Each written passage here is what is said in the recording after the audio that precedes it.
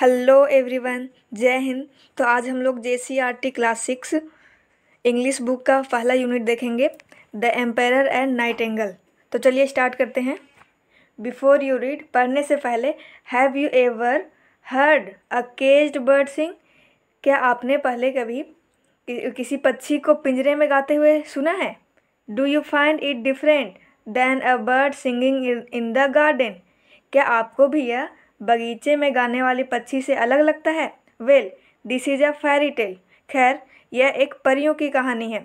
About a Nightingale, तो किसके बारे में? एक बुलबुल के बारे में। अ सिंगिंग बर्ड, जो एक गाने वाली पक्षी है। Who sings as sweetly as cuckoo, जो उतना ही मधुर गाती है जितना कि एक कोयल गाती है। The nightingale is put in a cage by a Chinese empire because of its melodious voice. जो नाइटिंगेल है उसको एक पिंजरे में बंद कर दिया जाता है एक चाइनीज राजा के द्वारा। क्यों? क्योंकि उसका जो वॉइस होता है वो बहुत ही मेलोडियस होता है, बहुत ही मधुर होता है। मेलोडियस का मतलब होता है मधुर। What happens next, read to find out. आगे क्या होता है इसके लिए हम लोग को स्टोरी पढ़ना पड़ेगा। तो चलिए हम लोग आगे पढ़ते हैं। Long ago in the land of China there lived an emperor. बहुत साल पहले चाइना की भूमि पर एक राजा रहा करते थे। There lived an emperor, he had a majestic place. उनके पास एक शानदार महल था, आलीशान महल। मेजेस्टिक का मतलब होता है शानदार, बहुत ही बड़ा, जैसा कि यहाँ पिक्चर में भी दिखाया गया है, देख सकते हैं। आगे देखते हैं हम लोग। Behind the place there was a huge forest and nightingale lived in it. Behind the place मतलब उस महल के पीछे एक बहुत ही ह्यूज का मतलब होता है बड़ा, बहुत ही बड़ा जंगल था, बहुत ही बड़ा घना जंगल था जिसमें एक नाइटिंगेल, एक बुलबुल रहा करती थी। आगे देखते हैं हम लोग। The Nightingale sang so melodiously that it was known far and wide। जो बुलबुल थी वो बहुत ही मधुर गाती थी, जिसके वजह से वो दूर दूर में विख्यात थी, जिसके वजह से वो अपनी आवाज़ के वजह से वो बहुत ही चर्चित थी, बहुत लोग जानते थे उसको, दूर दूर तक लोग जानते थे। People even wrote books about it, लोग उसके बारे में किताबें भी लिख चुके थे। वाट इज़ दिस, देखिए यहाँ पे राजा क्या बोल रहे हैं। वाट इज़ दिस नाइटिंगेल, ये नाइटिंगेल क्या होता है? Why I know nothing about it, मैं क्यों इसके बारे में कुछ भी नहीं जानता हूँ। आगे देखते हैं। One day the emperor read one of the books and wished to see the bird singing. एक दिन जो राजा थे वो एक बुक पढ़ रहे थे और उनकी इच्छा हुई कि एक गाते हुए पक्षी को देखना। And wished to see the bird singing. The emperor ordered his men to bring the nightingale to the palace। जो राजा थे वो अपने लोगों को आदेश दिए कि वो एक बुलबुल को उस अपने पैलेस में लाए। उसके बाद देखिए आगे देखते हैं। Only a kitchen maid had seen the nightingale। उस नाइटिंगेल को, उस बुलबुल को सिर्फ एक रसोइया देखी होती है, जो खाना बनाने वाली होती है ना, किचन मेड, वही देखी होती है। She took them to the bird, so लोग हैं सो उसको पक्षी के पास ले जाते हैं। देखिए यहाँ पे, और ये क्या बोल रही है? देयर इट इज़, वहाँ है बुलबुल। आगे देखते हैं क्या होता है। The kitchen maid asked the nightingale to come to the palace with them. जो किचन मेड है, जो रसोइया है, वो बुलबुल को बोलती है अपने साथ आने के लिए, अपने उस राजा के महल में आने के लिए। तो देखिए बुलबुल क्या बोलता है। Why you have come here little girl, तुम यहाँ क्यों आई हो छोटी बच्ची? तो देखिए क्या बोलती है ये। Our empire wishes you to sing before him. हमारे जो राजा हैं वो, उनका इच्छा हो रही है कि वो अपने सामने तुमको गाते हुए देखे। आगे देखते हैं। The nightingale agreed to go to the palace with them. जो बुलबुल होती है वो उनके साथ चलने के लिए तैयार हो जाती है, एग्री हो जाती है। The Nightingale sang so melodiously that tears come into the emperor's eyes। जो बुलबुल होती है वो बहुत ही मधुर गाती है, जिसके वजह से राजा के आँख में आंसू आ जाता है। टीयर्स का मतलब होता है आंसू। Now I can hear you sing every day. अब मैं तुमको रोज यहाँ सुनना चाहता हूँ। I can hear you sing every day, ये राजा बोलते हैं। आगे देखिए, he ordered his men to put the nightingale in a fancy cage. वह अपने लोगों को आदेश देते हैं कि वो बुलबुल को एक बहुत ही शानदार अच्छी फैंसी केज में रखे। सम डेज लेटर, कुछ दिन बाद, a messenger brought a present from the king of Japan. कुछ दिन बाद एक जो मैसेंजर, जो राजा का जो मैसेंजर है, जो आदेश मतलब इंफॉर्मेशन देने वाला जो होता है, वो एक प्रेजेंट लेके आता है, वो एक गिफ्ट लेके आता है। कहाँ से लेके आता है? तो किंग ऑफ जापान, जापान के राजा के पास से। देखिए ये बोल रहा है यहाँ पे, ये है उसका मैसेंजर। और ये देखिए क्या बोल रहा है, a gift for you majesty. ये बोल रहा है एक गिफ्ट है आपके लिए महाराज। मैजेस्टी का मतलब भी महाराज होता है, महिमा। आगे देखते हैं, देखिए यहाँ पे ये एक गिफ्ट लेके आया है।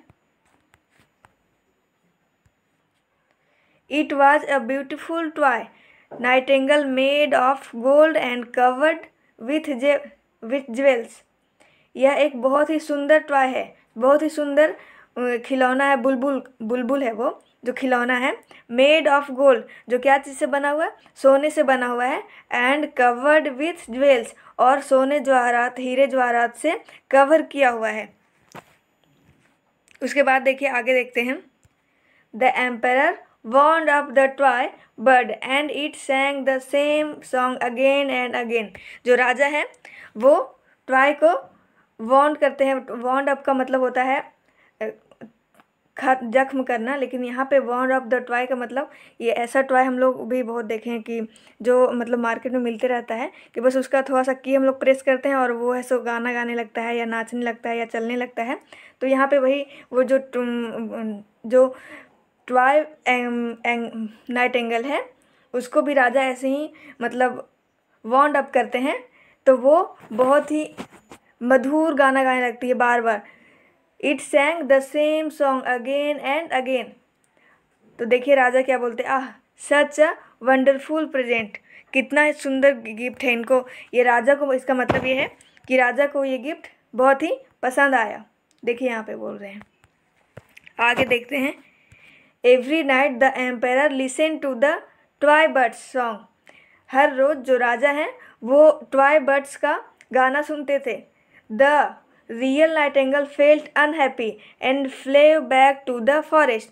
तो जो रियल नाइटिंगेल थी, बुलबुल थी, वो है सो बहुत अनहैप्पी, बहुत सैड सा, मतलब उदास सा फील करती थी, और वो फिर से अपने फॉरेस्ट में चली गई।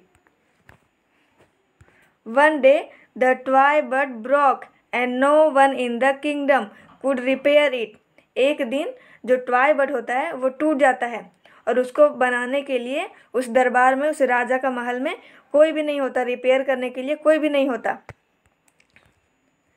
तो देखिए उसके बाद क्या होता है, देखिए यहाँ पे राजा क्या बोल रहे हैं, I will never hear the bird sing again.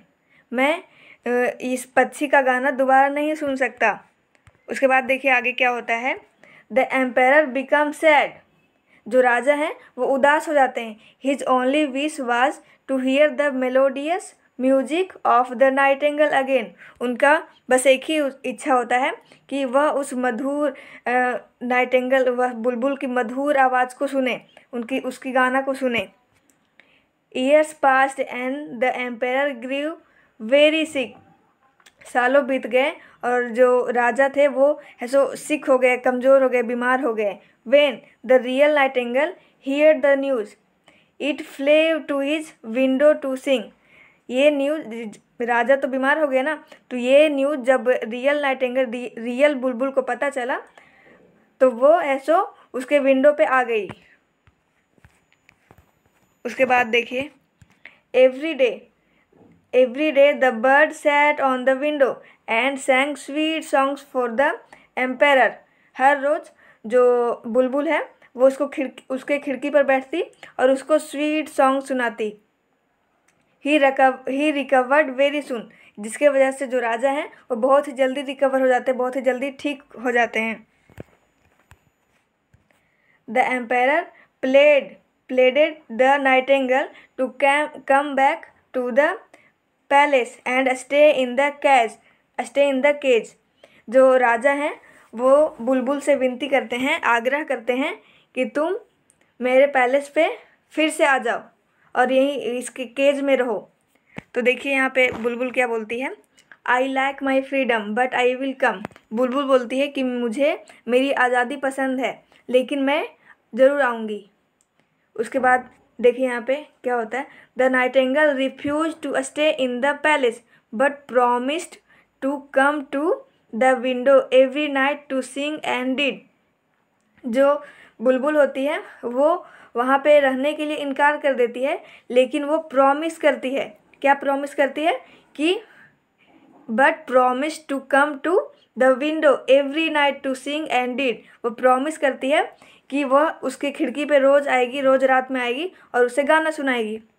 उसके बाद देखिए यहाँ पे एम्पायर क्या बोलता है, थैंक यू डियर नाइटिंगेल। तो आई होप कि ये आपको कहानी स्टोरी अच्छा लगा होगा। इसका क्वेश्चन आंसर हम लोग नेक्स्ट वीडियो में करेंगे और थोड़ा सा यहाँ पे वर्ड्स भी है। तो मिलते हैं नेक्स्ट वीडियो में। Thanks for watching. अगर ये वीडियो अच्छा लगा हो तो आप अपने दोस्तों को भी शेयर कीजिए।